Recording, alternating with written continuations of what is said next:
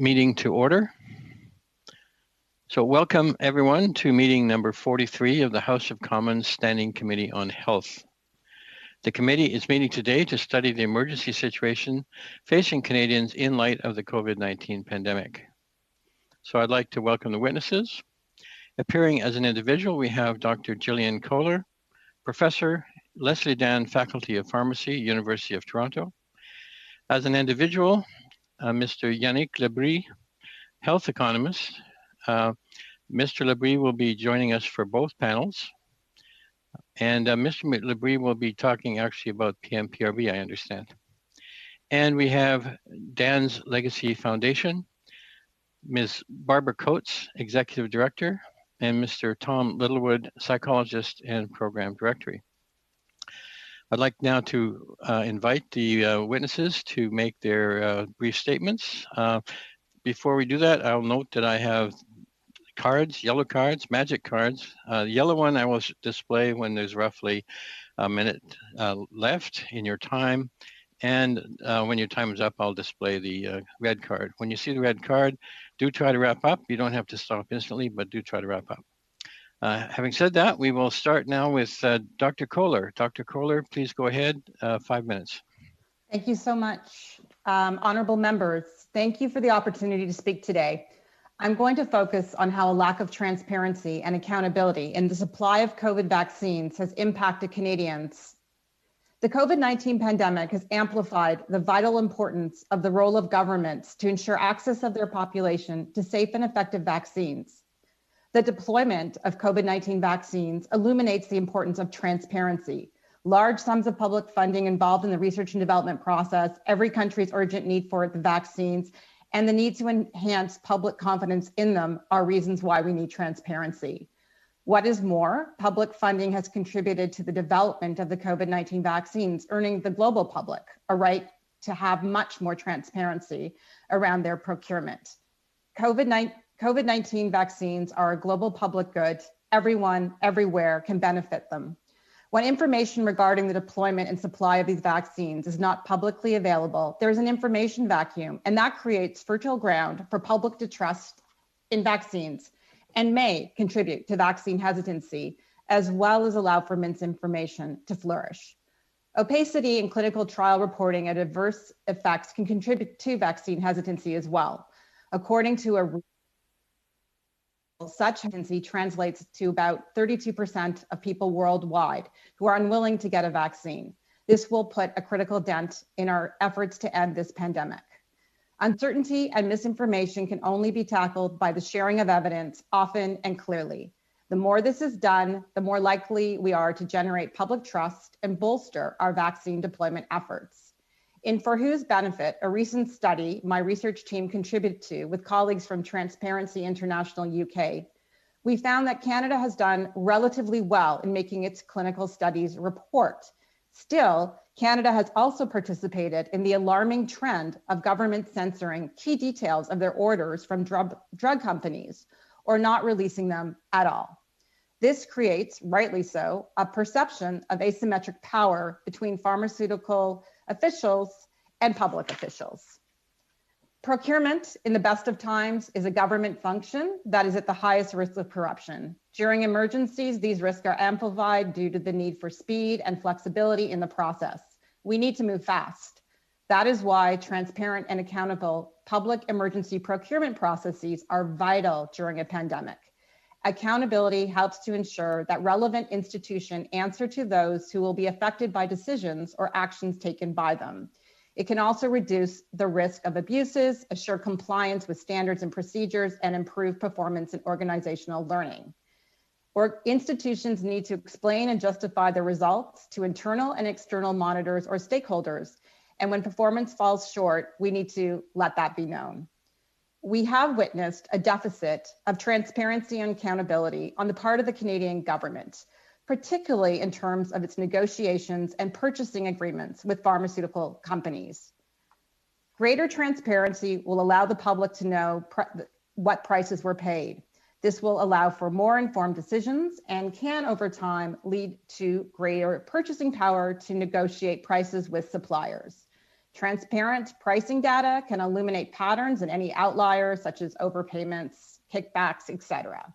Procurement systems without accountability and transparency mechanisms create real risk in terms of credibility and trust in the process. We know this pandemic will only end when we are all safe. This means that we as Canadians need to be concerned not only by our own vaccine supply, but also by those of other countries, not only for health reasons, but for humanitarian ones as well. We're dealing with the pharmaceutical industry that is often secret in order to protect its commercial interests. This has never been acceptable. As the saying goes, in times of crisis, there is opportunity. And the global pandemic is an opportunity for the government of Canada to insist on transparency from the pharmaceutical industry, and in doing so, heighten its accountability to the Canadian people. It needs to be forthcoming with how much it's paying, what it's negotiating, and why, in order to boost public trust and confidence in our supply of COVID-19 vaccines. Early on, prior to Health Canada's authorization of any COVID vaccine, the federal government overbought doses for the Canadian population. In our study, we found that we have, as Canadians, 11 agreements in place, which translates to about 16.23 doses per person. By comparison, the United States has 8 total agreements and about 10.2 doses per person. So in Canada, despite this abundance, we've failed to meet clear timelines in terms of when the deliveries would happen from manufacturers. As a result, supplies have been erratic and uncertain in the first quarter of 2021. And what this meant was frustration and fear amongst Canadians. And even though our government made agreements with manufacturers that far exceeds our population needs, we also dipped into COVAX, which is the multilateral initiative for helping to ensure equity of access to COVID vaccines globally. Canada's standing as a global health leader is now in question, and it turned to COVAX when the majority of low-income countries globally are still struggling to have enough vaccine supply to even vaccinate their health workers. In closing, what I will say is that it is essential to integrate better transparency and accountability measures in our agreements with the pharmaceutical industry if we hope to gain public trust. Canada has the opportunity right now to champion pricing transparency, become a global leader for clinical trial transparency, and also release full information about its vaccine negotiations with suppliers. Thank you for your time. Thank you, Doctor. Nous allons maintenant à Monsieur Labrie. We now go to Mr. Labrie. Mr. Labrie, go ahead, please, 5 minutes. Thank you. Hello, everyone. First of all, I would like to thank the members of the Standing Committee on Health for the opportunity to appear today as an individual about the regulatory changes being considered by the PMPRB. My name is Yannick Labrie, and I am a health economist. I have taught economics at various colleges and universities in Quebec and have conducted more than 30 studies for various research centers over the past 15 years on issues specifically related to pharmaceutical policy. My presentation today is largely based on the research I have conducted and published over the past few years. In March 2020, the executive director of the PMPRB stated that the proposed tightening of price controls would not have a negative impact on R&D investment or drug introductions in Canada. This is a surprising claim, to say the least, and one that is contradicted by economic theory and the empirical literature on the subject. First, economic theory and experience tell us that pharmaceutical companies rank potential investment projects in descending order of the expected rate of return on each project. Clearly, in an environment of tightening price controls, which increases uncertainty about R&D projects and decreases expected profits, it is clear that we would expect to see a decline in pharmaceutical R&D investment in Canada if the PMPRB were to proceed with its proposed regulatory reform. The entire life sciences ecosystem in Canada, particularly in the provinces of Quebec and Ontario, that would be affected. Moreover, there is no doubt that pharmaceutical companies will tend to prioritize introducing their drugs in countries where the profits anticipated are potentially the highest. To the extent that stricter price controls will decrease companies' expected profits, the incentive to prioritize the relatively small Canadian market for new drugs will diminish. These predictions are not just theoretical. Last year, I conducted a comprehensive review of the scientific literature on the links between price regulation, pharmaceutical R&D investment, and access to new drugs. This peer-reviewed study was published in the journal Canadian Health Policy in June 2020. Of 49 academic studies, only 4 could not find a significant relationship between price controls and delays in new drug introduction, and only 1 found no evidence that price controls reduce pharmaceutical R&D spending. All other studies, the other 44 studies, found that price control policies discourage R&D investment and reduce or delay drug introductions in countries that impose them. Smaller markets for pharmaceutical companies, such as Canada, are particularly at risk of delays in bringing new drugs to market. It is also important to understand that later drug launches generate costs for society, as they prevent many patients from obtaining the associated health benefits more quickly.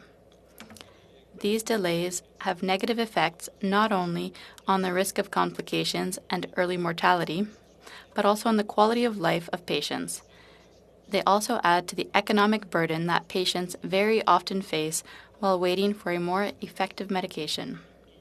Between 2009 and 2018, it took an average of 690 days, or nearly 2 years, for provincial governments to agree to cover new drugs approved for market in Canada.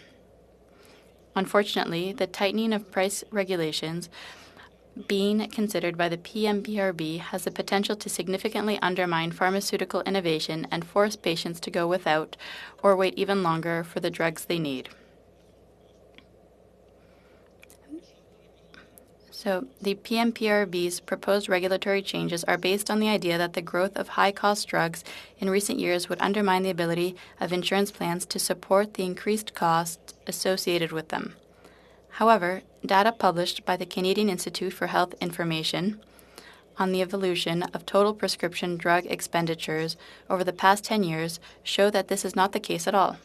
In fact, despite the increasing availability of more expensive drugs in Canada, growth in total pharmaceutical spending, including distribution and pharmacy services, has been slowing for several years.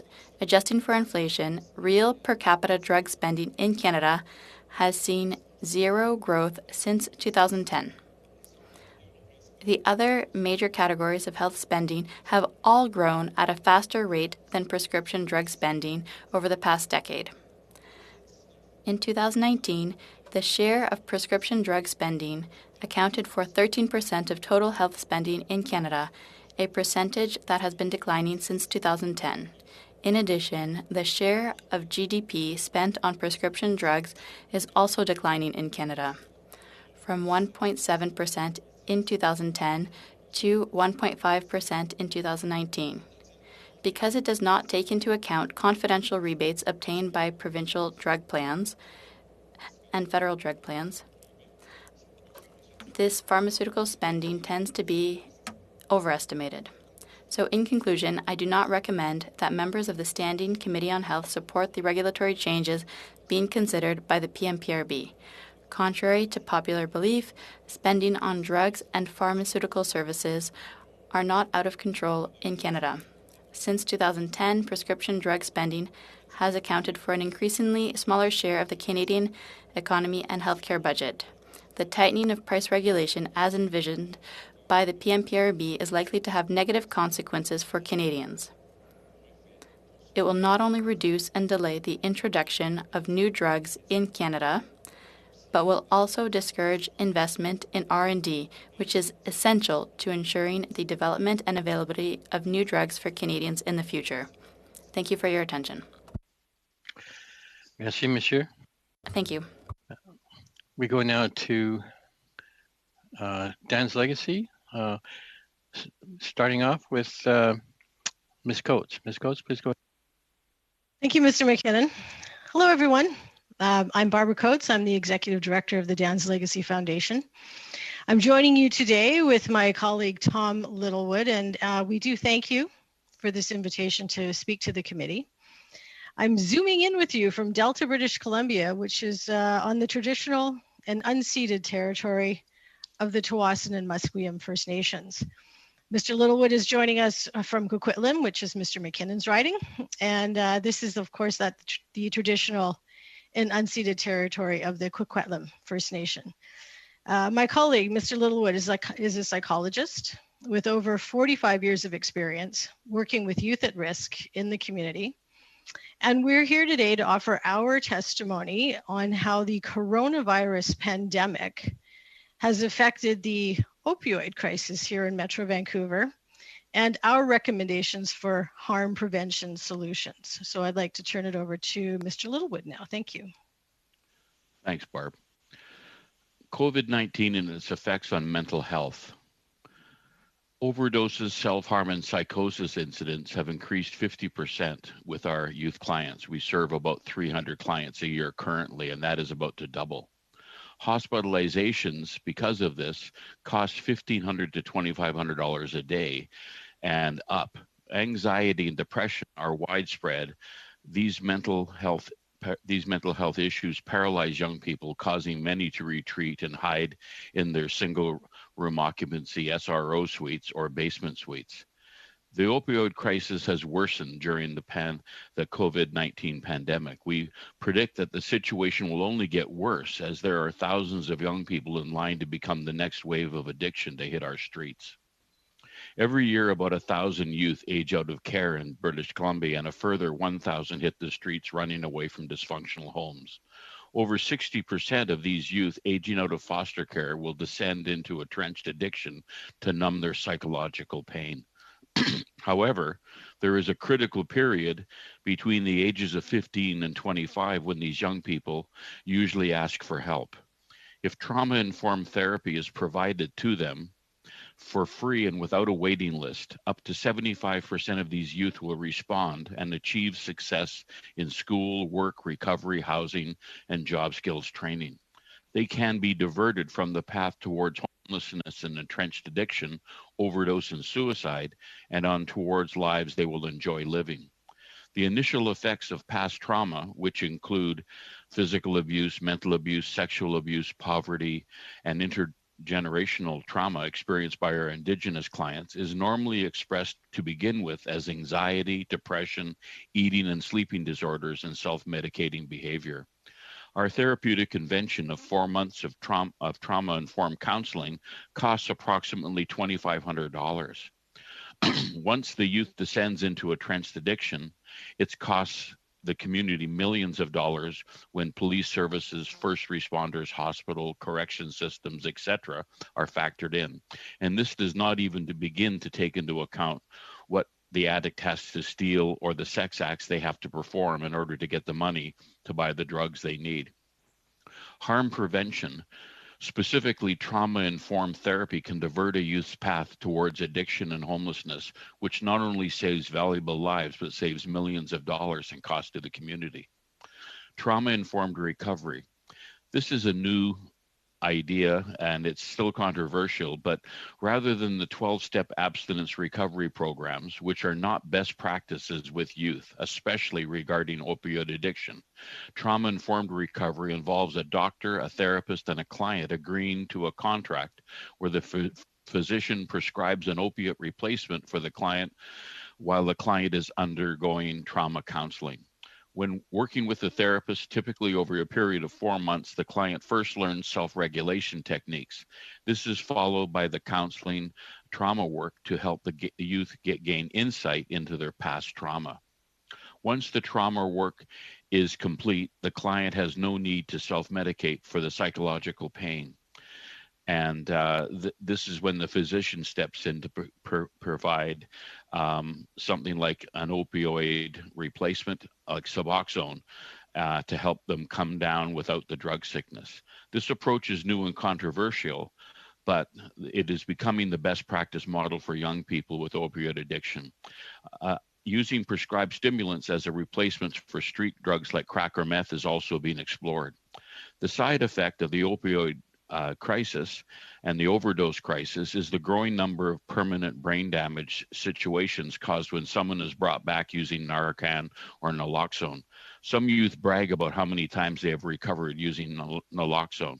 However, as therapists, we can see the gradual deterioration of cognitive function after multiple applications of naloxone over multiple overdoses.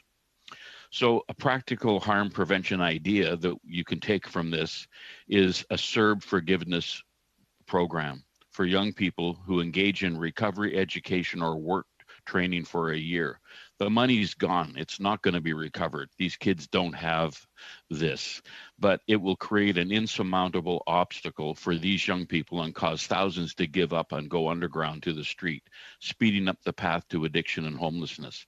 I have had a youth end their life with suicide when faced with $1,000 in transit fines, which come due when they are about to get their first driver's license. Imagine the chaos we're going to find when thousands are asked to repay the thousands of dollars they receive from CERB fraudulently.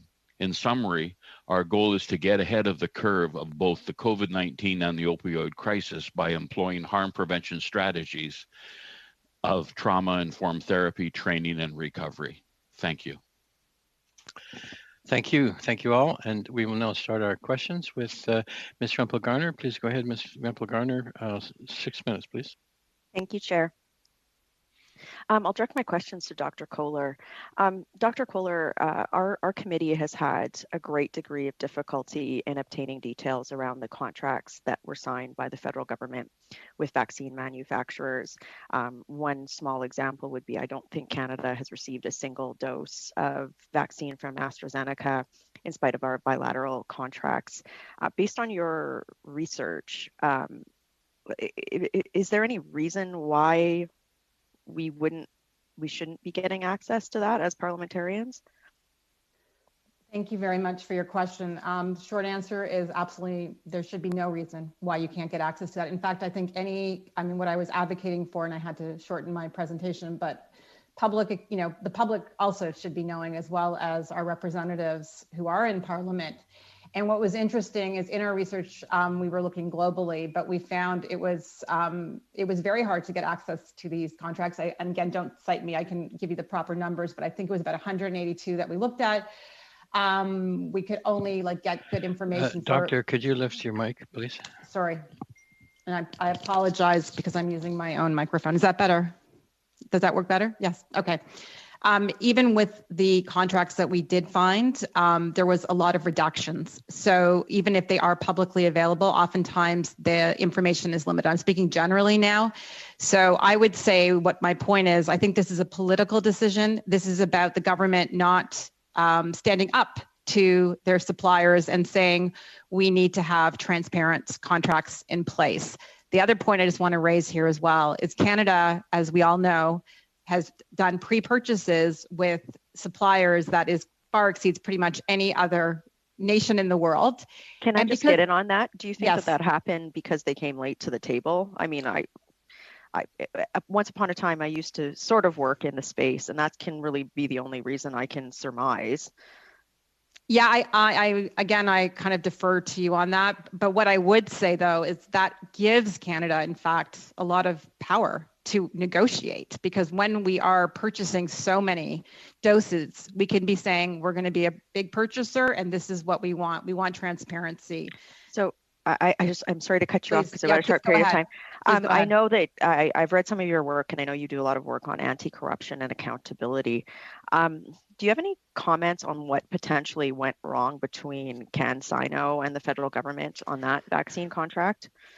It's a big question. I would argue that we're talking here about bigger issues. We're talking about foreign affairs. We're talking about geopolitics here. So I think we can't look at that as simply a contract between the Canadian government and one supplier. I think we're looking at the global political context in that light. I guess the other thing that we're looking at the committee right now, both in the context of PMPRB reform and in access to vaccines, is the concept of government's role and what the government has done in terms of supporting research and pharmaceutical research, particularly in the private sector in Canada, and then what the trade-offs should be. in bullet point format in 30 seconds or less, what are the types of subsidies that government would give to pharma right now, including intellectual property protection frameworks?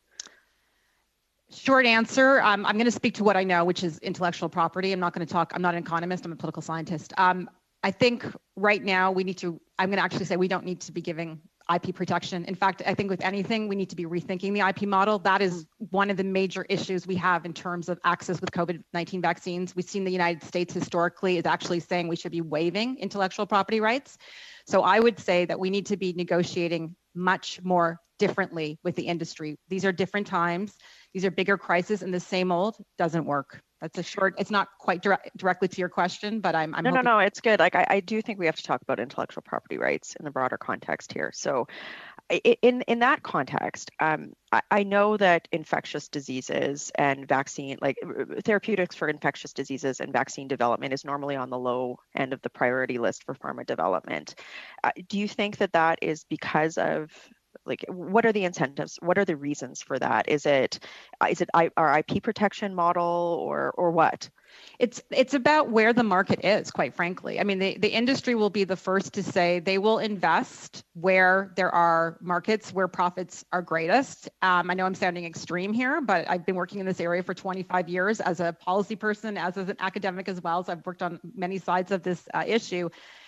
And the reality is that we can't rely on the industry to fill all our needs. So I think there needs to be a rethinking in terms of the role of government. Just and last question I have, ahead. Sorry. Yes, go ahead. And I'd love for you to table any recommendations that you have with our committee.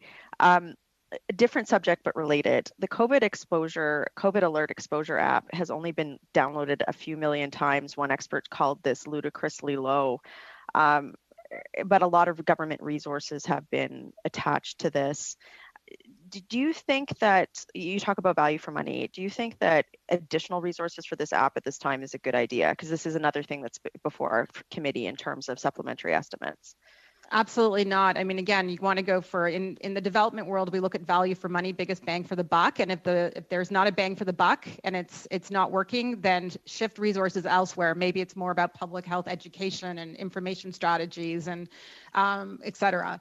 And in terms of recommendations, just to say we should be waiving intellectual property rights 100%. That is my strongest and probably most passionate recommendation. Thank you. Thank you, Ms. Rempel-Garner. We go now to Dr. Pawlowski. Dr. Pawlowski, go ahead, please, 6 minutes. My question is to Dr. Kollur as well. And let me begin by saying I absolutely agree with waiving the intellectual property rights on vaccines so developing countries could get greater access to it. Now, I did want to comment or question you about your article in the Globe and Mail in February entitled "Developing Countries Won't Forget Canada's Me First Approach to Vaccines," in which you talk about my nation first approach to vaccines. Now, there was an article in the Globe, I think, that just came out suggesting that we're committing 100 million doses to developing countries. And I think you realize we are one of the biggest contributors to COVAX. But a question I have, and I think the question is going to be when we start sending those doses of vaccine. And let me ask you this question. I'm a member of Parliament for Thunder Bay Rainy River. I have an obligation to my constituents. Now, I have spent 7 years working in developing countries for $1,000 a month when I obviously could have made way, way more money here. My kids got malaria, I got malaria, our kids got dengue. But I absolutely believe that global equality in healthcare ought to be one of our society's greatest goals. Now, having said that, if we're advocating starting to give vaccine doses now when Canadians haven't been fully vaccinated, so for example, my parents who are in their 80s have only got one dose. If we get the Delta variant, which apparently only one dose only decreases incidence of symptomatic disease 33%, not that good. So like, what can you say to us as MPs to be saying, like, how should we balance those two important considerations and the fact that people in my riding would probably say, yeah, very good, Marcus, we agree with giving these vaccines, but let's protect our own population first. Thank you. Very good comment. So I'm going to go back. The world has changed since I wrote my op-ed, but what I would say is I don't think it should be either an us or them proposition. So that I just want to stand very, very clearly on that. And of course, I don't want to be accused of saying that people saying you're trying to take vaccines away from Canadians. Of course not. I don't think it's us versus them. That's my main argument. I think we're all, again, it's a cliche. We're all in it together. We're not really all in it together if you look at the inequities, but let's use that as our framework. So while we're working towards getting all Canadians vaccinated, we need to think about what can we contribute, whether it's funding, whether perhaps it's providing other medical supplies when we're able to providing the doses. As you said, it just came out in the Globe and Mail. I did see that this morning as well, which makes me obviously very, very happy. So I think we need to look at this differently. It's not about us versus them. It's about how do we all work on this. And as the head of the WHO has repeatedly said, we're dealing with a global pandemic. So the reality is, even if you don't buy into the need for addressing other countries' needs, this will never be resolved unless everyone gets access to a vaccine. So this is putting into the spotlight the need for more equity in terms of vaccines and medicines and other supplies. So I would say we need to make sure that we don't frame it as we're taking away from us for them. That's not the right approach. I think it's more about how can we help as best as we can and when we can. Okay, my second question to you as well is you talked about our vaccine supply being erratic and uncertain, but and I am liberal, so obviously I'm going to try to defend our own position, although I don't always do that. I would suggest, however, that we've been told by vaccine makers that pretty well every country orders were on the quarterly basis, that this is the way that it's done. And so although we couldn't predict exactly like whether we were going to get supplies in February or March, we knew that by the end of March we were to get so much. And I think most of the vaccine producers have been pretty good. And then the other reason for some uncertainty has been manufacturing difficulties, like when Pfizer had to decrease production in order to revamp its production facilities to increase production, which it really did. Doesn't this account at least for part of that uncertainty and things that are kind of beyond our control? Fair points. And absolutely. Listen, vaccines are very complex to manufacture. There's always going to be delays, but this goes back to my main message. There was a lack of transparency. And I think what Canadians needed to know, and again, I'm not assuming that every Canadian is going to be interested or wants to know about the nuances or the details of the supply system.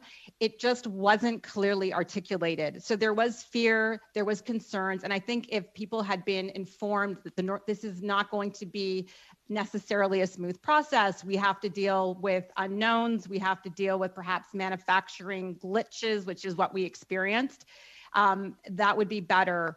The messaging was we're all going to get it at certain dates, which again, I know was done in order to kind of appease people's concerns. But at the same time, there wasn't the full story. There wasn't enough about what the government did, how and why. And again, I think better informed Canadians would have led to a lot less anxiety. I know I'm speaking from just people I know from my own personal experiences. It was really stressful to understand when and how people would get supplies. Of course, now things are happily better. But we went through as Canadians a lot of uncertainty. And I think if we had just been prepared for that, it might have been a little bit easier. I'm not saying fully easier, but a slightly easier. Thank you. Thank you. Thank you, Doctor. Nous allons maintenant, Monsieur. We now move to Mr. Tidio. Mr. Tidio, go ahead, please. 6 minutes. Thank you very much, Mr. Chair. I'd like to thank all of the witnesses for appearing today. Parliamentarians are here to find solutions and to make recommendations. So your comments are very interesting for that, in searching for possible solutions. My questions will be for Mr. Labrie. In the area of vaccines and drugs for COVID, Health Canada, on its website, states that it has lightened the regulations to make Canada attractive for clinical research and clinical trials. It seems contradictory with tightening the PMPRB, because different people have come to tell us the opposite, that it would have an impact on drug introductions and clinical trials. But I asked if for other diseases we'd have the same type of regulatory flexibility. It seems not, and that the July 1st date will stand. So I see a contradiction here, insofar as you've said there will be an impact on the life sciences ecosystem. There will be an impact on research and development, introducing new drugs, but the PMPRB seems to be proceeding blindly. We've been told, no, that won't happen. They're bluffing. But at the same time, we've been told in committee that there's been no study done over the past 5 years on the negative impacts on the life sciences ecosystem. So what do you think of that omission from a methodological point of view? Thank you, Mr. Tedio. First, you're quite right to raise the contradiction. It's very clear. In fact, the PMPRB is admitting, or rather Health Canada is admitting, that this reform would lead to delays in launches and difficulties. If they were consistent, we'd see the same thing. We'd go in the same direction. There would be stricter price controls for vaccines as well if they were being consistent. So they're setting aside, and you're quite right, it's contradictory. It proves my point. The other aspect you raised, that they didn't do an impact study on the consequences of the regulatory reform on the ecosystem of life sciences. You're right. I've only been able to see one analysis, a very simple one, rather simplistic, I might say, that was about correlations with a few variables, a few countries, but that didn't incorporate other factors. And it's very important to have that type of study. Economists and other researchers in social sciences will tell you that it's very important when you do this type of study. You need to look at not only correlation, but also cause and effect. And you need explanatory variables. If you don't have them, it's not worth much. So I'm not surprised there hasn't been a study. And the study I did see is not very rigorous for a public agency like the PMPRB. Earlier, you talked about 44 studies that indicated the opposite of what the PMPRB claims with, as you've said, simplistic methodology. I've often heard people raise the counterexample of Belgium, a country where there's a lot of R&D and the price of drugs is low. Could you explain that to me, that counterexample? Is it valid? In fact, the example that you're raising here, an example that we've heard in public debate from people at the PMPRB, is the example of what shouldn't be done when a point is being proved in science. A given country is taken, it's anecdotal, a country that serves our purposes, that from a number of points of views shows the point they want to make, but it's a correlation here. It's a very small sample. And a lot of factors have been set aside. A lot of factors that were omitted could be responsible for the reason that there's more investment in Belgium, for example. A counterexample could have been given, for example, Switzerland, where prices are higher and there's a very high level of investment, private investment in R&D for pharmaceuticals, and also very enviable access to new drugs for the Swiss. So no, that type of example isn't worth much. It's anecdotal. You've told us that the increase in prescription drugs prices in Canada is under control, and that's not what the PMPRB says. If you look at their analysis and their numbers, what do you think? Yes, I was very surprised. When I look at the reports of the PMPRB, their annual report, I'm always surprised that they don't take into account inflation. They give chronological data for the increase in drug prices. That mistake is a rookie mistake. You can't make that type of mistake when you present data to the public. They're not taking into account demographics and population growth. That's another frequent mistake.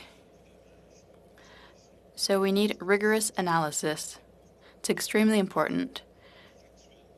When we look at the factual data from the Canadian Institute for Health Information, which is a para-public independent institution, we see if we take into account inflation, it cut out, there's not an increase in the price of prescribed drugs.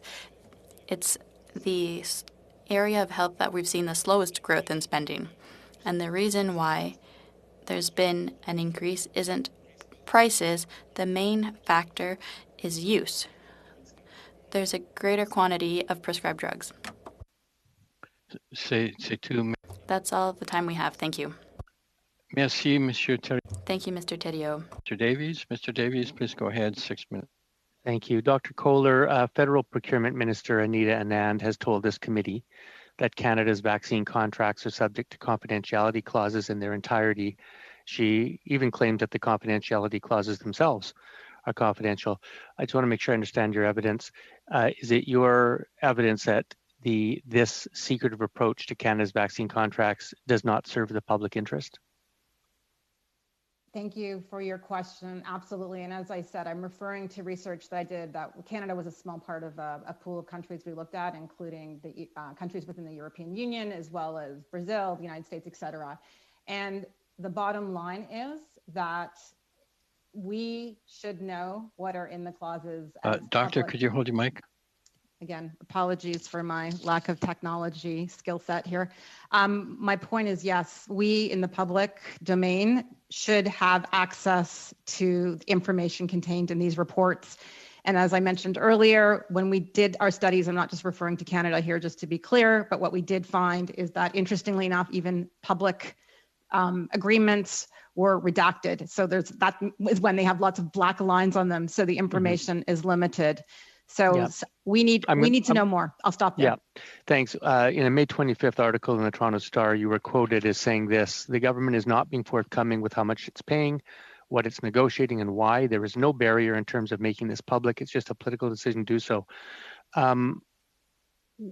Why do you think that's a political decision? And do you see any reason why the government couldn't take a different approach to disclosing this information to Canadians? Thank you for your question. I still stand by my quote happily, and I would say that indeed the government can take a stand. Oftentimes the argument is made, and I know this happens usually behind closed doors, where the industry will say, we're going to give you a better deal, but we don't want others to find out about it, because if we give you a better deal, then we're going to have to negotiate the same deal with country X, Y, or Z or less. So it's in your best interest to keep this quiet, to keep this confidential. I don't buy that. I don't think that's a valid reason. There is, just so you know, in case you're not aware, I'm sure many of you know that the World Health Assembly in 2019 came out with a resolution demanding pricing transparency. It's the beginning of global efforts to demand much more transparency in terms of research and development, and in terms of contract negotiations with the industry. So I do believe still it's a political decision. I think if the government was standing a little more strongly with its suppliers, it could make some of this information public. So let me drill into that. In that same article you wrote, the pharmaceutical industry tends to be a secretive industry, and that's because of market dynamics, concerns about their branding, etc. But that's an outdated model that doesn't work for building trust. Can you explain why that model doesn't work for building trust, and perhaps how you'd recommend it be reformed? Right. We live in a world now that's shifted. The industry is still operating like it was 25 years ago, where you conceal things. We have, again, a revolution in terms of information that's been happening for a long time now. This is nothing new. The public wants to know. They're much more invested in terms of finding out what drugs cost, how, why, and how we determine, for example, research and development costs, which has always been very, very murky and then can lead to some policies that are favorable to the industry without really knowing why. So I would say that we need to turn the industry on its head. The other point is the industry is generally working with public institutions in order to do a lot of its work. So we have a vested interest as citizens that contribute to public institutions to find out what these institutions are actually doing. So the old model of vertical integration, I would argue, is outdated. It might have allowed for secrecy. I say that we need to think about who's actually contributing to the research and development, who's contributing to the outcomes that we want. And in order to do so, we need to think much more fully about getting full access to information. Dr. Kohler, do you happen to know approximately ballpark what percentage of public money, taxpayer dollars, went into funding the COVID-19 vaccines? And is there a stronger case to be made for public transparency when the research that goes into producing the product is actually publicly funded? Absolutely. And I don't know the exact numbers, but we could refer to Operation Warp Speed, which was, again, huge amounts of money invested in from the US side. One could argue, well, this is just for the US citizens, but I think, again, I was making the case, I think it's for the global public. I think if we dug deeply, and I haven't done the numbers, and I'm sure we could get to them, we would probably find mostly significant funding, even in areas where we weren't even, again, aware of. So I would say that given there is public engagement, involvement, and resources, yes, we should be getting access to information. Now I'm going to try to squeeze one more question in. There's clearly a disparity in prices, and obviously the pharmaceutical companies, I'll just posit, as the monopoly seller of the product, they have an interest in keeping it secret. I don't know if the customer does, but we know that your analysis that you published in Transparency International said that upper middle income economies such as South Africa paid an average 25% more per dose than high income economies like the European Union. And this committee did see in a document that was fortunately unredacted at first that there was quite a disparity in what various jurisdictions paid for AstraZeneca. In fact, Canada actually paid among the highest prices, significantly higher than the EU, South Africa, and other countries paid, which kind of belies the argument that we would have been paying a lower price in order to keep it secret. So how do you explain this pricing disparity, and is keeping this whole thing secret just something that benefits the pharmaceutical industry as opposed to customers in the end? Yes, I mean, it does. I'll be short here because I know we're pressed for time. I'll go back to my days when I worked at the World Bank, and I was in a program with a representative from a large pharmaceutical company, and I asked, how do you determine prices? And he put his hand in the air and said, wherever the wind blows. And what I would say is that there is a lot of variability in terms of how prices are negotiated, who does it, when, how, and why. And again, I'm not saying that greater transparency is going to be the solution, but I think it's probably the beginning of getting to a better solution in terms of more equity of access and more transparency in pricing. Thank you, Mr. Davies. So that wraps up round one, and we have a few minutes left. I'm going to propose to the committee we do a snapper round. I think we have time for maybe 1 minute per party. And with that in mind, I will go now to Mr. McGuire. Mr. McGuire, please go ahead, 1 minute. Thanks, Mr. Chair. I think we probably got a couple of minutes, but I just want to say that in regards to Dr. Kohler there, we paid 3 and 4 times to my colleague from the NDP's comments just now. He's absolutely correct. We paid 3 and 4 times, double the Americans, 3 and 4 times some of our European countries for even some of the Pfizer vaccines that we got early, and even throughout the period of time here. And so to your comment, what kind of a premium did we have to pay on those, and why in regards to that? And how will the rest of the world be looking at paying for these? I think there's roughly 80% that isn't even vaccinated yet, doesn't have vaccines yet. And so what's Canada's role in that? To answer the question where I feel I can offer, I think, again, this goes back to bigger questions like, why are we offering intellectual property? Why are we allowing for pricing to be so secretive? And I think the best thing we can do is we can expand access through the waiving of intellectual property rights by allowing for technology transfer where it's needed, more manufacturing, more access for the global population. And I will repeat again, when the global population has equity of access to COVID vaccines, we all win. It's not an us versus them. It's we all win if we all are getting equity in terms of access. That's actually thank you, Ms. Margolin. We'll go now to Ms. Sidhu. Ms. Sidhu, please go ahead. 5 minutes. Oh, sorry, 1 minute. 1 minute. Thank you, Mr. Chair. Before my time starts, point of clarification, Mr. Chair, I think that we need to clarify that there's never been a contract between CanSino and the government of Canada. I believe that earlier it was suggested that there was one, and this is not correct. Now my question is for the witnesses from Dan's Legacy. As many young people are going back to school, will be going back in the fall, we know that all level of government are looking at how to support our return to normal. Where do you think the federal government can be most effective in supporting youth as we reopen, particularly youth in similar circumstances to those your organization supports? I can speak to that. Like I mentioned, thousands of young people have got served fraudulently. There was websites that showed them how to do it, what to say. These kids are very not self-regulated, so they responded to this in droves. If we keep that repayments program that's in place now in place, we're going to see 48 million, I think it was, were high school students. And that doesn't count for the kids that are not in school or anything. So I think we really need to look at that as a potential way to solve a problem rather than creating a barrier. This is going to affect thousands of young people, and we're not going to get the money back anyway, but we could encourage them to engage in things that will help them, like going back to school, working, recovery, etc. Thank you, Ms. Sidhu.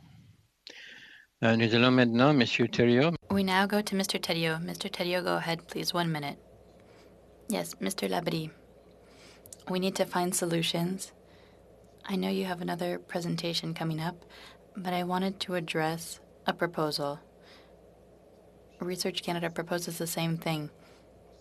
If we went not just with a delay, as was done twice, but if we set up a gradual introduction of this reform, there seems to be a consensus to redefine the basket of countries with substantial economies.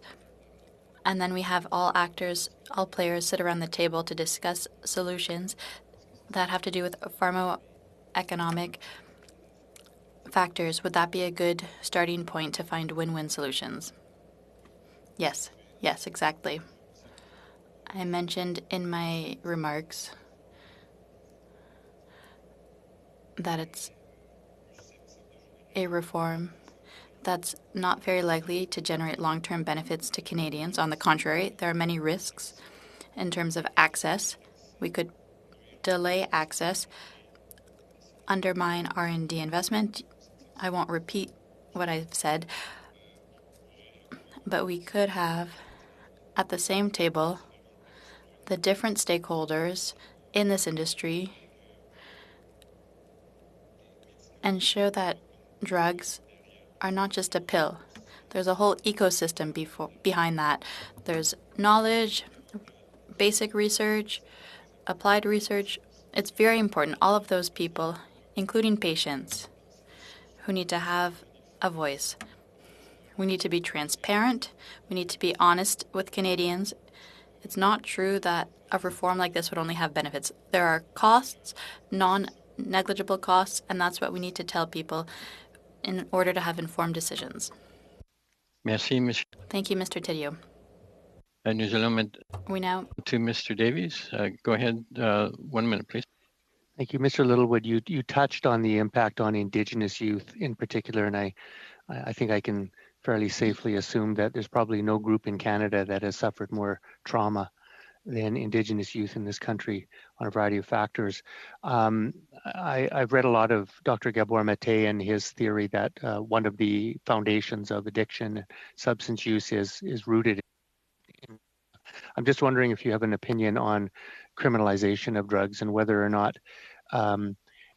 that serves to reduce or exacerbate the trauma, and if you would support a move to decriminalize drugs and move to a health-based approach to dealing with substance use and addiction. Absolutely.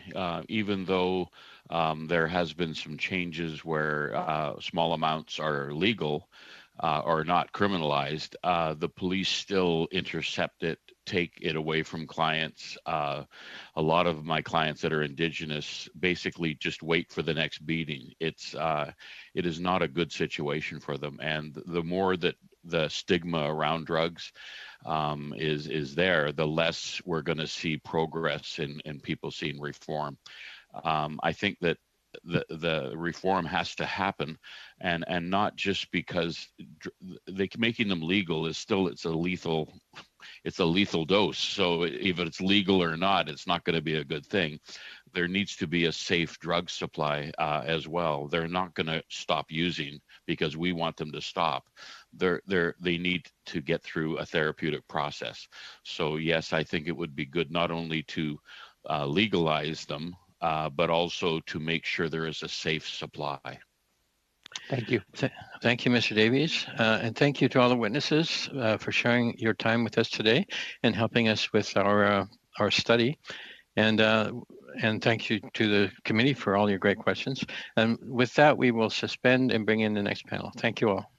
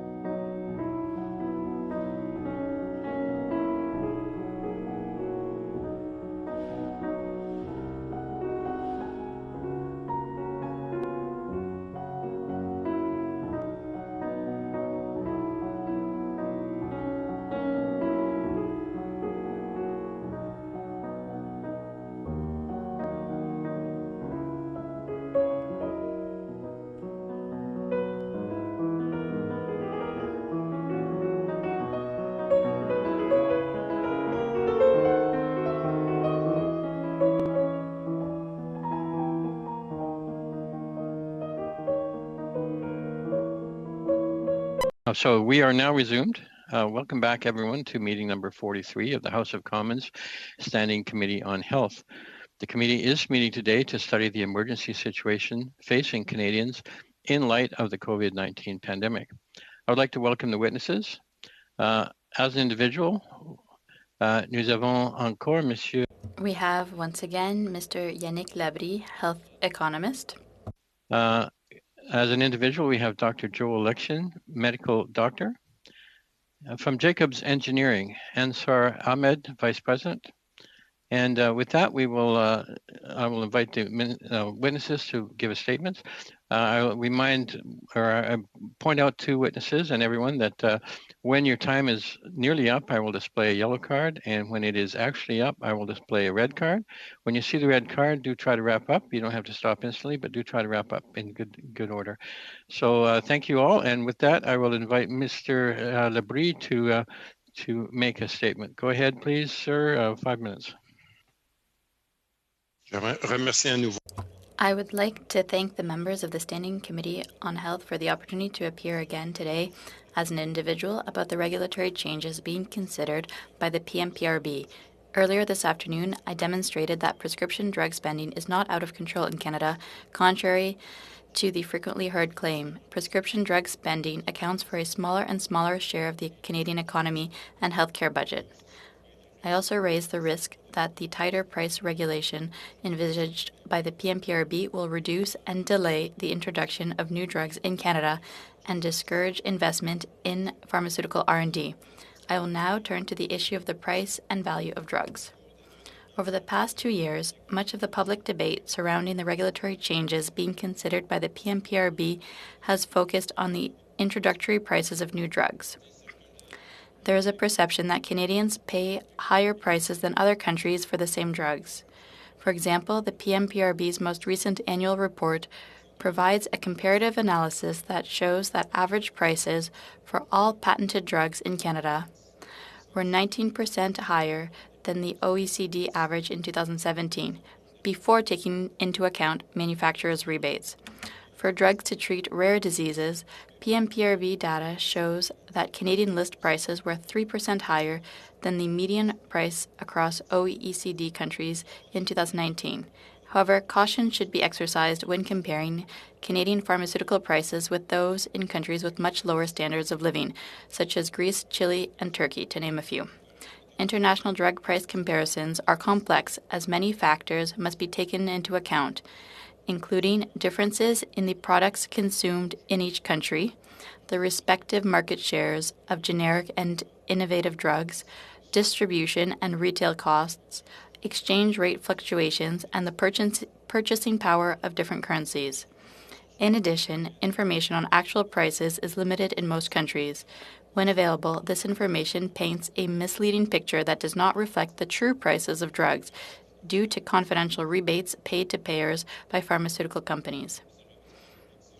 These discounts and rebates are typically required by public drug plans in Canada as part of listing agreements on provincial formularies. For example, the Quebec government has received a total rebate of $1 billion from innovative drug manufacturers over the past 4 years. The drug pricing situation cannot be analyzed in silos without looking at the value attached to it. Over the past few decades, significant advances have been made in the treatment of many health conditions with innovative medicines. These new generation drugs have revolutionized the world of medicine by meeting patients' needs better than older drugs. In the case of rare diseases, the PMPRB itself determined in 2019 that 37% of new drugs introduced in Canada had moderate or substantial improvements, and another 27% represented breakthroughs over existing therapies. The growing number of innovative molecules not only increases competition but also provides new and better treatment options for patients. For example, researchers at McGill University recently examined the long-term impact of biologic therapies for patients with ulcerative colitis in Quebec. They showed that the risk of undergoing colorectal surgery decreased significantly after the introduction of biologics drugs. The mortality rate in the era of biologics decreased by more than half compared to the previous era for Quebec patients requiring colectomy. The reduction in surgeries and hospital stays has resulted in a 25% reduction in the burden of medical expenses related to the treatment of ulcerative colitis in Quebec. Similar benefits are observed in cancer, which imposes a substantial economic burden not only on patients but also on society as a whole. A large number of innovative drugs developed in recent years have completely revolutionized the treatment of this disease and improved the quality of life and life expectancy of patients. Drug therapies now better target the genes or proteins responsible for cancer cell growth. They significantly increase patients' chances of survival while reducing the side effects usually associated with chemotherapy. These innovative drugs, by reducing hospital stays, work absenteeism, and minimizing productivity losses, therefore generate significant cost savings from a societal point of view. In conclusion, the situation of drug costs should not be analyzed in a vacuum without taking into account the benefits that are associated with them. Once again, I wish to inform the members of the Standing Committee on Health of the negative consequences for Canadians that a tightening of price regulation as envisaged by the PMPRB would have. Such a reform would not only reduce and delay the introduction of new drugs in Canada, but would also discourage investments in R&D, which are essential to ensuring the development and availability of new drugs for Canadians in the future. Thank you for your attention. Thank you, Mr. Labrie. We go now to Dr. Joel Lection. Go ahead, Doctor. 5 minutes, please. Thank you for the opportunity to appear before the committee. I work as an emergency physician in downtown Toronto, And between 2001 and 2016, I taught health policy at York University. And over the past 40 years, I've been involved in researching and writing about pharmaceutical policy issues. So I want to address the question about proposed reforms to the Canadian regulatory system, although they will also touch on some points that Mr. Labrie made. So when the pandemic started, Health Canada brought in an interim order to allow for more rapid introduction of products to treat and prevent COVID-19. And more recently, it's produced a discussion document about what it terms agile regulation, which is supposed to decrease regulatory burden and get new drugs onto the market in Canada faster. The first point to make, and contrary to Mr. Labrie, is that independent research has shown that only about 10% of new drugs that are introduced into Canada, or in fact in other markets, offer any substantial therapeutic gain over what already exists. This applies to drugs that are approved in general. It applies to drugs that are approved through Health Canada's priority review process. It applies to drugs that are approved with limited data through the notice of compliance with conditions process. Even if you look at what are called first-in-class drugs, these are drugs that are unlike anything else on the market. The percentage of those that are innovative only is about 1 in 6. And when you look at drugs for orphan diseases, it's about 1 in 5 of these are substantial therapeutic improvements. This is not based on my assessment. This is based on independent assessments by organizations that have nothing to do with the pharmaceutical industry. When we also look at, when we think about changing the regulatory system, we also need to think about the safety of drugs that are on the market. The push for agile regulation makes mention of safety, but it seems to put safety second to reducing regulatory burden, which is a mistake. Because it ignores what we know about what happens to the safety of drugs that come on the market based on how long they are reviewed by organizations like Health Canada. So if a drug goes through a standard review process, eventually about 1 in 5 of those drugs will acquire a serious safety warning. If it goes through a priority review process, which is shorter, instead of the standard 300 days, it's 180 days. The drug is 1/3 of those drugs will acquire a serious safety warning, up from the 1 in 5. And if you look at drugs that go through a notice of compliance with conditions process, about 1 in 4 of those drugs will acquire a serious safety warning. So there are consequences to changing the regulatory system in terms of safety. Currently, in any 5-year period, if you look at the drugs that are withdrawn from the Canadian market, about 1 out of every 20 will eventually be pulled from the market because of safety reasons. If we go ahead with changes in the regulatory system, that percentage may increase. So in conclusion, it's reasonable to change how we get drugs on the market in response to a pandemic. As a doctor in the emergency department, I recognize that, but if you're talking about making long-term permanent changes, you have to look at will that result in better, more effective drugs reaching the market? And will it result in increased or decreased safety of the products that come onto the market? And until Health Canada can come up with good data to show that we'll get more therapeutically efficient drugs and more safety, we should not be going ahead. Thank you. Thank you, Doctor. We go now to Jacobs Engineering, and I think I need to apologize to Mr. Ahmed. In my mind, I think I skipped over your name when giving the introduction. So if that's the case, I certainly do apologize. So with Jacobs Engineering, we have Mr. Answar Ahmed, Vice President, and Mr. Ahmed, please go ahead, 5 minutes. Thank you, Chairman McKinnon, and thank you, Vice Chairs Garner and Thoreau, for the opportunity to speak to the committee today. I'm pleased to be here today representing Jacobs Engineering, and first of all, on behalf of all of us at Jacobs, I'd like to extend our deepest condolences to the families of the nearly 26,000 Canadians who have lost their lives during this pandemic.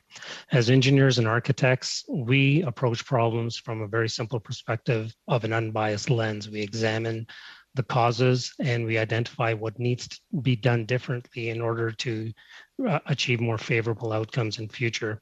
I'd like to focus my remarks today on the impact of COVID-19 in our long-term care homes. In January, Jacobs hosted an industry roundtable to examine how the built environment, the actual interior and physical space, may have contributed to the disproportionate impact of COVID-19 within our long-term care homes. The roundtable report outlined a series of 9 recommendations, and I'd like to speak to 2 of them today. Many jurisdictions have design standards for long-term care homes that have not been updated for years and in some cases decades. And in homes designed to those outdated standards, residents were confined for the most part to their rooms with little, if any, physical or social interaction with others, simply because the facility was not designed or improved over the years to be able to meet the challenges of trying to contain the spread of COVID-19. It was acknowledged in the roundtable that the built environment is as important an element of healthcare as any other medical or clinical intervention. There needs to be a legislated framework that mandates regular updates to design standards so the built environment within our long-term care homes keeps pace with the latest clinical research on caring for those with physical or cognitive impairments.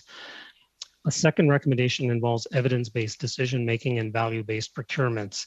Following on the January roundtable, Jacobs and the Ontario Association of Architects, in consultation with the Ontario Ministry of Long-Term Care, have funded a research study by the University of Toronto's Centre for Design and Health Innovation to conduct performance assessments of long-term care homes. This is the type of experiential data that governments need to have access to in order to ensure that they are making the right investments in the right areas at the right time. And the findings of such work has to become the basis for value-based procurement. In a sector as sensitive as long-term care, seeking out lowest cost, technically compliant bids should not be the benchmark we are striving to achieve. Rather, it should be about value creation in design, construction, maintenance, and operations to help secure the best outcome for our most vulnerable citizens. The COVID-19 pandemic has challenged governments at all levels to respond with urgency to the devastating outcomes seen during this pandemic, including the loss of over 15,000 lives in long-term care homes. But in examining the root causes of these losses, it's important to recognize the pre-existence of structural and systemic vulnerabilities that had heightened the risk of such outcomes occurring in our long-term care homes. To make the most of proposed investments in long-term care, it's vital that governments first identify and through updated standards and guidelines resolve those structural and systemic vulnerabilities. Without this first critical step, we miss an important opportunity to ensure the best results for the investment of public funds. If I had 3 recommendations to make, it would be that the governments at all levels need to come together to, first of all, establish grant-based funding programs to vigorously re-engage Canada in public health research and development, to activate and mobilize Canada's manufacturing sector to produce vast supplies of PPE and other mission-critical supplies and equipment, and lastly, to mandate regular updates to design and operating standards governing long-term care homes to ensure these remain resilient places of care for our most vulnerable citizens. And in closing, I'd like to make one last observation with respect to mental health. This pandemic has raised awareness of the importance of mental health. But as we emerge from this pandemic, it's my sincere hope that we not lose the momentum that's been created and that the attention drawn to mental health does not fade away with this pandemic. All levels of government have a role to play in ensuring that hospitals across the country have access to stable, long-term funding for mental health programs, and that local nonprofit organizations delivering invaluable intervention programs similarly have access to predictable, long-term government funding and support. Thank you very much for your time and attention today. Thank you. We'll start our rounds of questions now. We'll start with Mr. D'Entremont. Mr. D'Entremont, go ahead, please. 6 minutes. Thank you very much, Mr. Chair, and to our witnesses today, welcome to Health Committee. Monsieur Labrie, bienvenue une deuxième fois. My first question really to Mr. Ahmed. When it comes to long-term care, that one continues to interest me to see how different provinces look at long-term care standards. There was a tremendous move in Nova Scotia a number of years ago to come up with a standard that makes sense, not necessarily included in the building codes, but knowing that square footage per patient, making sure that there isn't an opportunity for different pathogens to be able to go from one patient to another patient. Have you looked across Canada and to see maybe who is doing this and other provinces that may not be doing it? And your microphone's off. One of the findings that came out of our roundtable, frankly, was the fact that it was the absence of exactly that sort of evidence to support decision making. I don't believe that there has been a lot of research done pan-Canada from coast to coast in terms of looking at how different jurisdictions manage long-term care and the standards that they use within their facilities or mandate within their facilities. And I think if anything coming out of our roundtable, it was a desire to push governments to make sure that that's the type of research that is done. So what we're hoping, for example, through our partnership with the University of Toronto is to obtain that sort of information and that sort of evidence that we can then share with governments to ensure that they're making the right investments in the future. Okay, thanks. Because ultimately, if we're all doing sort of the same things, then hopefully infection control will be maintained across the system.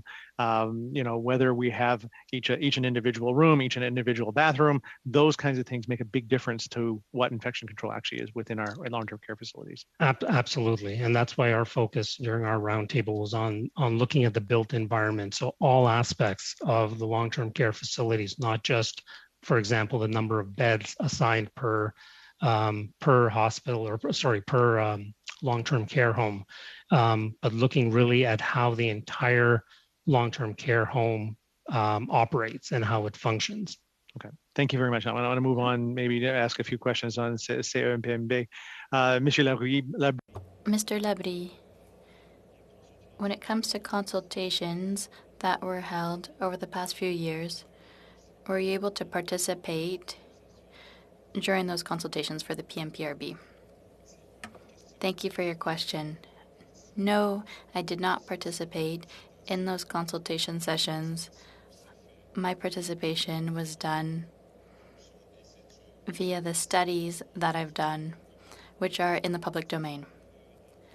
It seems that from a number of presentations we've had here before the committee,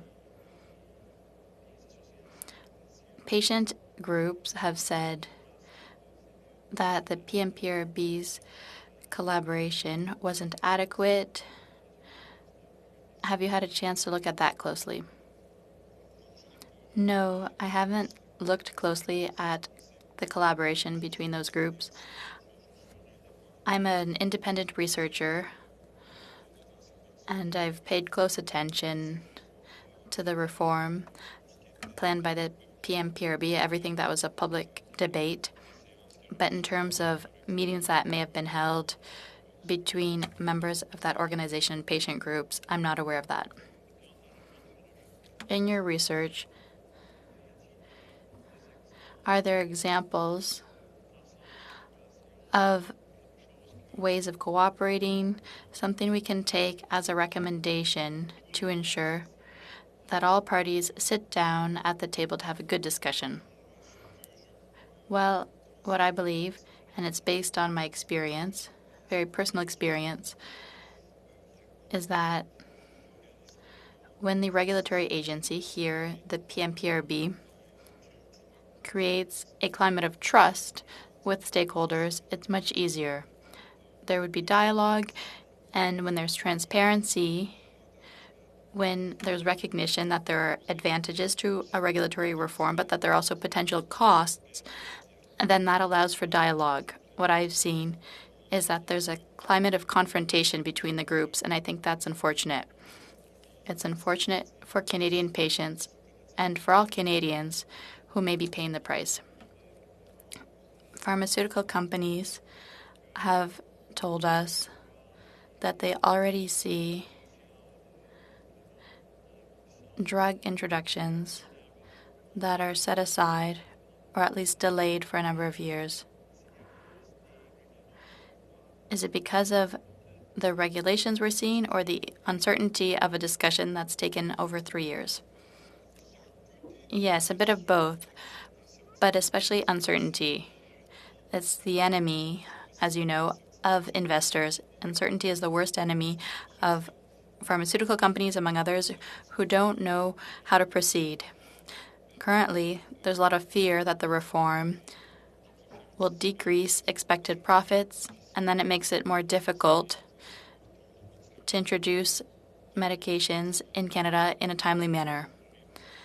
And as I said in my opening remarks, it's not just Canada that's a potential market. We are a small share of the global market for pharmaceuticals. So it's likely that companies will head towards other places with better conditions for launching their drugs. Thank you. Thank you. Thank you, Mr. Dantemont. We go now to Mr. Van Bynen. Mr. Van Bynen, go ahead, please, 6 minutes. Thank you, Mr. Chair. I'd like to say that I'll be sharing the second 2 minutes of my time slot with Ms. Sadhu, who also has an interest in long-term care. Thank you, especially to all of our witnesses and Mr. Ahmed for accepting our invitation to join us today and for sharing your experience and learnings on long-term care from your roundtable discussions. I will be directing my questions to him. Mr. Ahmed, earlier this year, Jacobs brought together the healthcare leaders from across the province, including the South Lake Regional Health Center's CEO, Arden Crystal, for a productive discussion on long-term care. I have some questions about the report produced following this roundtable, but firstly, I would like to ask you to table it with the committee so we can consider it in our study. Would you be prepared to do that for us? Good. Absolutely. We will circulate that through the parliamentary clerk's office. Thank you. Can you share with the committee today, though, some of the key findings from this discussion? I know that you alluded to 2 major discussions, but there were 9 recommendations. So could you let us know what was in the report that followed? Absolutely. So the report itself was focused on Ontario, just because that was where people's experience was in terms of both residing here in Ontario and being active in the long-term care space. But I think the findings were frankly as applicable to any other province or territory in Canada. There were 9 recommendations that came out of that report, and they've been shared with officials in different jurisdictions. And I can tell you right now, one of the first recommendations that we felt, and I think one of the drivers for this study, was the fact that we saw a number of investment plans being tabled and being set into motion. And the concern amongst those that attended the roundtable was to avoid overbuilding. Sometimes in a situation like obviously we've never come across a global pandemic like this, but in circumstances like that, you tend to throw money at a problem and it can result in overbuilding. And until you analyze what some of the shortcomings are within these facilities, the structural vulnerabilities I spoke to in my comments, until you analyze those, you're really throwing good money after bad. And one of our recommendations was to essentially put some brakes on take the time to do some research, figure out what these structural vulnerabilities are, and address those, and then fuel the recovery in these long-term care homes through the planned investments across governments. The other recommendations centered around making sure that they consulted with stakeholders, both residents and those that are active in the long-term space, and then also the need to ensure that there was a robust program for accreditation of these facilities and ongoing monitoring and compliance to ensure that once the standards had been modernized, to make sure that there was a program either executed at the provincial level or through local health authorities to make sure that these long-term care homes are frequently visited to ensure that they are meeting the planned objectives of the provincial ministries of long-term care and health. Great. So you've had a roundtable, you've produced a report with a lot of insight and good findings. What's next? Well, I think one of the most important steps that we've taken is through the University of Toronto and through our partnership with the Ontario Association of Architects, getting that initial research underway. So the University of Toronto is planning a 3-month research study that they've undertaken. It's due to start, I believe, in the coming weeks. And it's going to focus on gathering the experiential data that I talked about during my remarks. And we're hoping that that will then set the groundwork for a larger, broader, more comprehensive study that we hope to move forward. And we're in conversation with the Ontario Ministry of Long-Term Care to ensure that we hit that research in the right spot where it has the most optimal benefit to the public. Great. That's probably a good transition or a good segue to Ms. Adu. Thank you, Mr. Van Vine, sharing your time. I also have a question for Mr. Ahmed. We can all agree that one of the great tragedies of the pandemic has been the situation in long-term care homes across the country. My caucus colleagues, including my fellow committee member, Ms. O'Connell, rang the alarm during the terrible tragedies in long-term care in Ontario.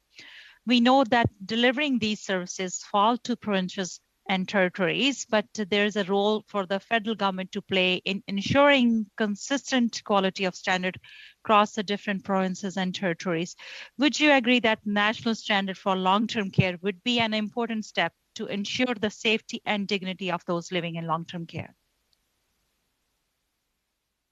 I think absolutely there's room for a national standard to be developed and to be adhered to from coast to coast. I think back now to when the federal government instituted municipal gas tax funding. There was a lot of disparity amongst different municipalities across Canada in terms of how they managed their assets.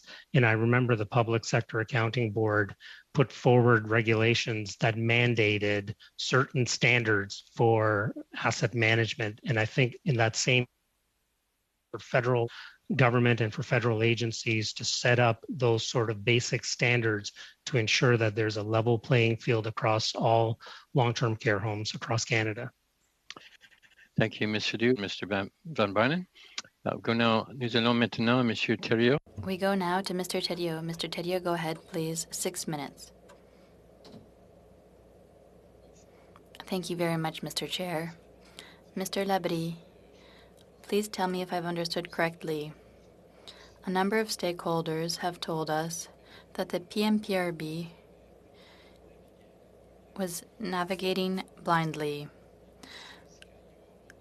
We're told on the one hand that there will be an impact, that prices are skyrocketing, and at the same time, they don't have all of the tools they need to establish exactly at what level people are paying prices. And furthermore, it's not really a lack of transparency because we're told today that in Quebec alone, we can establish that the real price, it's a global rebate of over $1 billion. So it's a little bit difficult to understand. There seems to be a double standard there, two different things that are being said. It's expensive, but we don't really know how much it costs. That's what's being said. Personally, I've lost confidence in the PMPRB's capacity to establish price comparisons internationally that are fair and accurate. It's also related to rebates that are confidential with the manufacturers to different payers. It applies in Canada and also in other countries. The question of transparency was raised in the first part of today's meeting. Transparency exists at the overall aggregate level. We can have access, and I showed it with Quebec's case, and I gave you that $1 billion number, rebates to Quebec's government from innovative drugs over the past few years. That should be taken into account in the account given on the change in drug prices. So the situation is being depicted as being out of control, but that's not the case. Why? We have an aging population that needs more medications. We have to take into account inflation. The PMPRB does not. We also need to take into account those rebates. And when we put it all together, we see that with our capacity to pay, which is based on our economy, the wealth that's created, so drugs are taking up a decreasing share, so there's no reason to panic. I'd like to hear what you'd have to say about another point that you raised. The value of innovative drugs, especially over the next 10 years, in oncology, immunology, therapies are increasingly targeted, sometimes individualized. So there will be medications, molecules that are important. Could you tell us about that value? Because on the one hand, it's as if drugs were seen strictly as a cost rather than as having a therapeutic value with positive effects, not only for the patient, but also for the economy, the healthcare system and its costs, and society as a whole. Yes, very much. It's completely hidden in the debate. There's a lot of focus on prices, but the other counterpart are the benefits. In all areas of the economy, we don't look at just the cost. We look at what we obtain in exchange. With drugs, as you've said, progress made over time is very good. Yes, Dr. Lection mentioned that there are drugs that have minor improvements. But we need to understand innovation processes in the pharmaceutical area. Technological progress in all sectors, but especially in pharmacology, progress comes after gradual improvements over time. So we appreciate progress made after a number of years. For example, with COVID vaccines, they've been developed thanks to research that was done in the past, medications that were developed in the past when there was research done for a vaccine against HIV, for example. And now we're benefiting from it. But if we don't cover current medications, saying that they're too expensive, for example, we may be deprived of drugs of extremely high value for Canadians later on. So we need to be much more dynamic than static in this debate. But there are savings for the system as well, not only for the patient's quality of life, but also for the costs that are related. You gave the example of colorectal cancer. These are significant costs to the healthcare system that don't seem to be taken into account when we look at the benefits of a drug. Yes, those aspects are often neglected. Much more costly surgeries have been prevented. There are benefits for patients, for their health, for their quality of life, but hospitalizations and surgeries are prevented, and often that's much more costly. And workers are able to get back to work more quickly. There are productivity gains and savings for those patients, and all of society benefits. We need to take that into account. Thank you. Thank you, Mr. Tidio. We go now to Mr. Davies. Mr. Davies, go ahead. 6 minutes, please. Thank you. Dr. Lexchin, can you explain why 90% of new drugs approved in Canada fail to offer a significant new therapeutic advantage and why they would be approved if that's the case? Sure. There are a number of things that you have to consider. So first of all is that drug companies, by and large, look at established markets. They look and see that there's a drug on the market, it's got good sales, and they want to get a piece of that pie. So they develop their own version of that product. They manipulate a few molecules, and they produce that new drug. And then they market that new drug very heavily to doctors. The last figures that I saw showed that drug companies were spending on their sales representatives and ads in medical journals about $450 million per year. So that's about $60,000 per doctor per year, just on those two forms of promotion. When you look at the regulatory requirements for approving drugs, they don't have to be better than what's on the market. They can in fact be they can be inferior to what's on the market. The only thing that's required to get a new drug on the market in Canada and in other countries is that they are better than placebo. And the amount better is marginal. Thanks. I'd like to move to the amount of time, the time it takes to get new drugs approved in Canada. A recent study or article said that the most important factor in explaining delays in getting drugs to market in approval of new medicines in Canada is the difference in the dates on which manufacturers submitted new drugs to agencies for regulatory approval. It turns out that the average gap between regulators for approving new drugs is actually very, very small once they've received applications. Canada is about 4 days different than the US and 9 days different than the EU. Can you outline why pharmaceutical companies are delaying access to new drugs in Canada by waiting over a year on average to submit their applications to Health Canada? Primarily, it comes down to economics. Even the large drug companies have limits on the resources, and they are going to submit to get a drug on the market to places where they can get the largest return on those drugs, and that's the United States. The United States prices are 2 to 3 times for brand name drugs, 2 to 3 times higher than virtually any other country around. Second and third in terms of new drug prices are Switzerland and Germany. So after the United States, you go to those two countries because you can get more money back.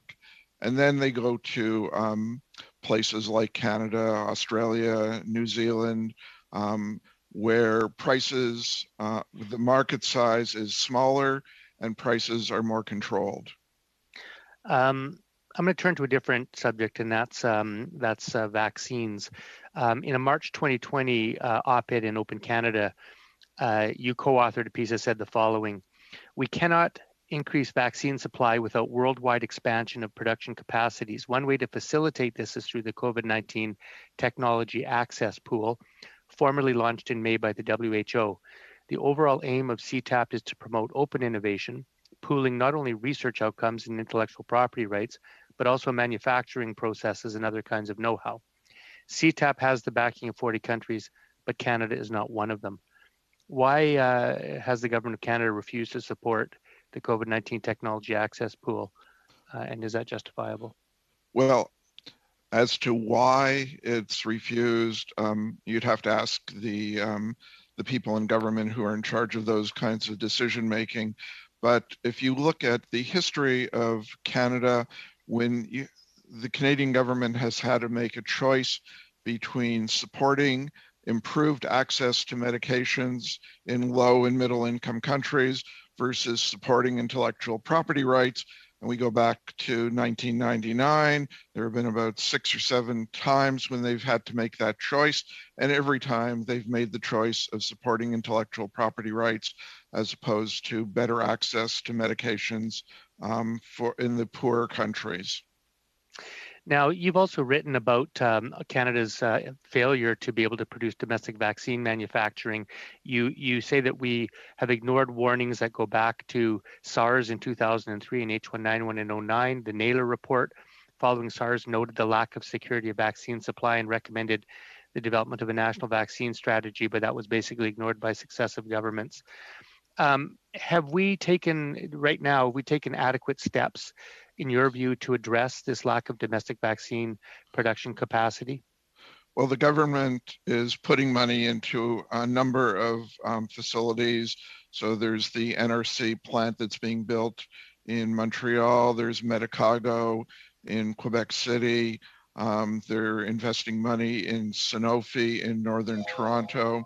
But none of these are Canadian controlled companies. And what we've seen is that when the companies are controlled internationally, those decisions are not necessarily made with the best interests of Canada in mind. So we've got a COVID vaccine that's being developed by Sanofi and GlaxoSmithKline. Sanofi has the plant in Northern Toronto. GlaxoSmithKline has a plant in Quebec. But if that vaccine is successful and it's approved in Canada, it's not going to be made in either of those places. It's going to be made in the United States. Thank you. Thank you, Mr. Davies. Thank you, Mr. Chair. Thank you, Dr. Livingston. Thank you all. That wraps up our first round of questions. I think we will have time for a short snap around, maybe 2 minutes per party. On that basis, I will invite Mr. Maguire to go ahead, please. 2 minutes. Mr. Chair, my clock says we have over 15 minutes. Could we not do 3 minutes per party? Okay, we can take a shot at that. 3 minutes is always 4 or 5, but let's do the best we can. Thank you. 3 minutes, Mr. McGuire. Yeah, thanks, Mr. Chair, and thanks to my NDP colleague for that. Mr. Labrie, you mentioned that drugs increased 19% higher than in 2016, I think, in your initial comments in this section. And I wonder if you could just elaborate on that. You also indicated that we should not support the PMBRB drug pricing recommendations. I got your details as to why. Is there anything else you'd like to elaborate on that? Because we're not manufacturing them here in Canada. Thank you, Mr. Maguire. The data I presented on price differences come from annual reports from the PMPRB that 19% is a gap between the average prices in 2017 in Canada versus average prices in other OECD countries. However, these are price differentials that are hard to establish. Comparisons are skewed by a number of factors that I listed. Populations are of different sizes, the economy as well. There are richer and poorer countries in the OECD. If we break it down by groups of drugs. But just with time here, but then how does that impact the pricing that we've had to pay for our COVID drugs as well? I know you're talking in general, but what's your thoughts on that? The question of prices for drugs, there's information that was revealed. I wasn't able to validate whether it was accurate or not. Once again, we weren't able to establish a credible comparison internationally, in my opinion. There are decisions that are made to favor some markets when the conditions are better. And in Canada, Quebec, the conditions are not favorable with especially this debate on regulatory changes. Okay, and Mr. Ahmad, if I could just quickly move to you in your regards to the mental health, and don't lose ground on it. You said because of COVID. You mentioned the support of the private sector in the developing and funding of mental health. What do you think their role should be in that? I know you want to keep all governments working together. But where does that fit in? Well, when I look at an organization, there's a small organization here in my hometown of Newmarket called In From the Cold. Yep. And I've seen firsthand the tremendous work that they're doing, primarily through the support of volunteers, to try to support those suffering from mental health and those suffering with homelessness and other issues. And I think there's definitely a role for government to play in terms of providing those organizations, those nonprofits, some line to stable long-term funding so that they can continue to provide these invaluable services. The other thing I have to say, if I might, is that if we don't do that early intervention in terms of those mental health programs, then by and large, we're going to end up paying a price either through other social services, through the justice system, or through other areas. So it behooves us as a society to make sure that we do that early intervention. Thank you, Mr. McGuire. Thank you. We go now to Dr. Pawlowski. Dr. Pawlowski, 3 minutes, please. Thank you. My question to Dr. Leston, on the issue of the proposed changes to the PMPRB, I'm no expert on this subject, but it certainly seems to me that a lot of pharmaceutical companies want to play hardball with the government and basically say, well, if you don't drop these proposed changes, we're either not going to bring our product onto the market in Canada, or we're certainly going to delay it. And if it costs Canadian lives or Canadian health, well, so be it. You know, we started it. It's us. Even though I think these proposed changes are nothing coming even close to eliminating profits made by pharmaceutical companies, it's about limiting those profits. So maybe evidently, I'm not impressed with this pharmaceutical company approach, the fact that they seem to be holding Canadians hostage to their demands. How can the Canadian government even the playing field as we kind of discuss how to go forward? And I think you've written on this. What do you think about the possibility of us introducing compulsory licensing in order to level the playing field in our negotiations with the drug companies? Well, let me just emphasize your point about companies holding or trying to blackmail Canada. This goes back to the early 1970s with the Manitoba government when they were introducing public payment for drugs. And they were saying that if there was a generic on the market, that they would only cover the cost of the generic. And the drug company's response, the brand name drug company's response was, if you do that, then we won't put any money into Manitoba. And that's the pattern that they've followed over a long period of time. As far as compulsory licensing goes, in fact, that's a possibility when they introduced the legislation early in the pandemic. I believe in April of 2020, they did allow for compulsory licensing for products that would treat COVID. That expired, however, at the end of September of 2020, and it was never used. So compulsory licensing as a way of bringing in drugs at lower prices is certainly a possibility, although the American government and the brand name drug companies would probably go nuclear if we tried to do that. 30 seconds, Doctor. I don't have anything else to add on to that, unless... Actually, I meant the other doctor. Oh. Dr. Pawlowski, you have, 10 seconds now. I think we'll call your time is up. So, oh, come on. Never mind. I'm sure you'll get it back sometime. Thank you both. And so we go now to Monsieur Thériault. Monsieur Thériault, allez-y, s'il vous plaît. Mr. Thériault, go ahead, please. 3 minutes. Mr. Chair, I've changed the order of my time with Mr. Davies, so Mr. Davies will go before me. Wait, go ahead, Mr. Davies, 3 minutes. Merci, Monsieur Thériault. Thank you, Mr. Thériault. Dr. Lexgen, I'm just going to lay it bare, this issue with the PMPRB. On the one side, you have pharmaceutical companies and patient groups who are arguing that the PMPRB reforms will be bad for Canadians and bad for Canada.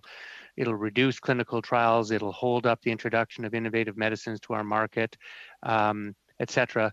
On the other side, you have those that say these are necessary reforms that'll lower the cost of drugs in Canada. It'll increase transparency in the pricing process, And simply, this is just yet another example of pharmaceutical companies essentially blackmailing Canadians and a lot of vulnerable patients by threatening to withhold drugs to Canadians unless they, as a means of trying to influence Canadian pharmaceutical policy. In fact, a good example of that is Trikafta, where the cystic fibrosis community is desperately in need for this very effective drug, and the company that makes it has not even applied to Health Canada for approval.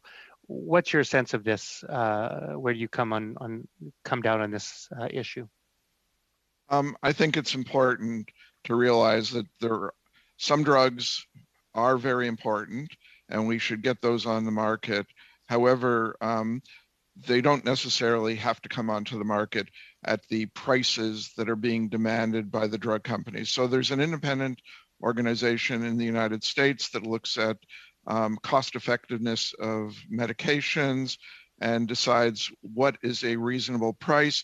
And when they looked at Trikafta for cystic fibrosis, their determination was that instead of the $300,000 per year price, it should be valued at about $80,000 per person per year.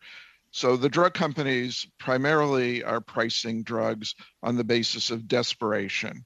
How sick are you? How much are you willing to pay, or that your government is willing to pay for new medications so that you can be treated?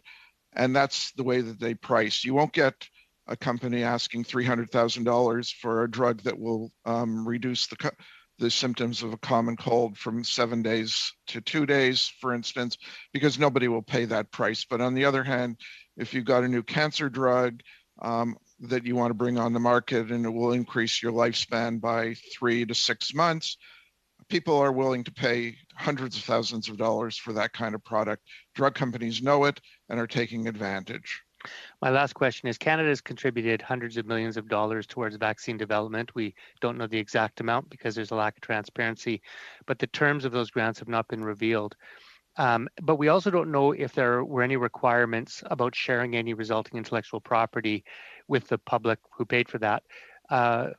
Should we have done that? Should Canada have obtained those rights? In one word, yes. I mean, intellectual property, we paid for part of the cost of developing that. We should make sure that the intellectual property rights are public so that those drugs can be produced not just in Canada or other countries, other rich countries, but also can be shared with the rest of the world to increase vaccine production. Thank you, Mr. Davies. Thank you. We go now to Mr. Thériault. Mr. Thériault, go ahead, please. 3 minutes. Mr. Davies, it's not quite that vision of things. There are also people who are looking for solutions and common ground, and pharmaceutical companies with the reforms, they don't even need to blackmail people. They just can go elsewhere quietly. This is a global context where competition is fierce. That being said, Mr. Chair, I would like to table the following motion that, pursuant to the motion adopted on October 26th regarding the study on the guidelines of medical prices, the company undertake the following actions for the report. That a first part of the report be sent to committee members, that following the adoption of this motion, send a recommendation that they'd like to include, that a supplementary hour be added to the meeting of June 18th and that it be devoted to the study of the report and its adoption, that the deadline for tabling supplementary or dissenting opinions with the clerk be set at 6 p.m. 2 sitting days following the adoption of the report, that the chair, clerk, and analysts be authorized to make any necessary grammatical and editorial changes without changing the substance of the report, that the chair or vice chair be authorized to table the report in the House of Commons no later than June 22nd, 2021, and that the government provide a response to its results within 30 days. That without altering the previously agreed upon calendar and recognizing that committee resources are limited, that everything be done to have this report tabled by the date listed above. So a translation was just sent out. Okay, just we'll suspend for 1 minute while I have a look at this. Thank you.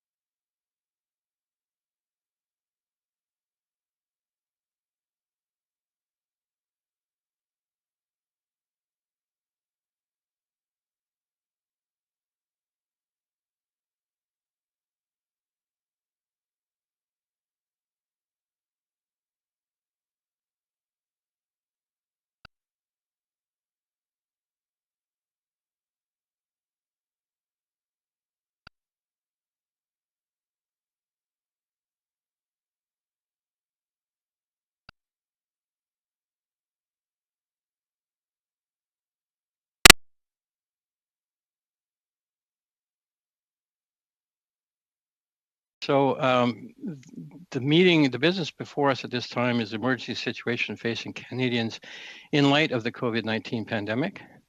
Since this is a motion relating to the Patented Medicine Prices Review Board study, it's not related. It's not directly derived from this business. So I'm going to move it out of order at this time. I will take this, and we did get a notice of motion. It's certainly acceptable as a notice of motion. I contest your decision, Mr. Chair. Actually, if you could wait till I finish speaking. I would advise the committee, however, that the timelines mentioned in this are, given the backlogs in translation and so forth, are probably not achievable. And I would suggest that we get the analysts to weigh in on this. So I take your point of order, sorry. So, Mr. Thériault, you challenged my ruling. That is not debatable, so we will have a vote on that. Mr. Chair. Okay, but I wanted to remind you that in the motion that led us to today's meeting, it was indicated that we could just deal with other issues. So I think the motion is in order, so I would contest your decision. Thank you. Fair enough. So the motion, the question is, shall the decision of the chair be sustained? If you vote yes, you agree with the chair that the motion is not in order at this time. If you vote no, you're voting that the motion is in order at this time. So, Mr. Clerk, if you could please conduct the vote.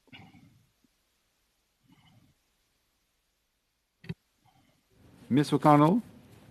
Yes. Mr. Kellaway? Yes. Mr. Pawlowski? Yes. Ms. Lambropoulos? Ms. Lambropoulos? Mr. Van Bynen? Yes. Mr. Barlow? Yes. Mr. D'Entremont? No. Mr. McGuire? Yes. Ms. Rempel Garner? No. Monsieur Thériault? No. Mr. Davies? Yes. Ms. Lambropoulos? Yes. So we have 8 yeas, 8 pour, 3 contre. Thank you all. So the decision of the chair is sustained. I would advise Mr. Theriault that the motion as a notice of motion is okay. He can move it in our next meeting. Thank you all, and the witnesses have departed, but I would like to thank them in absentia for their help and their great testimony and their sharing their time with us. I would like to also thank the members of the committee for their participation today and their care and concern. And with that, we are adjourned. Thank you.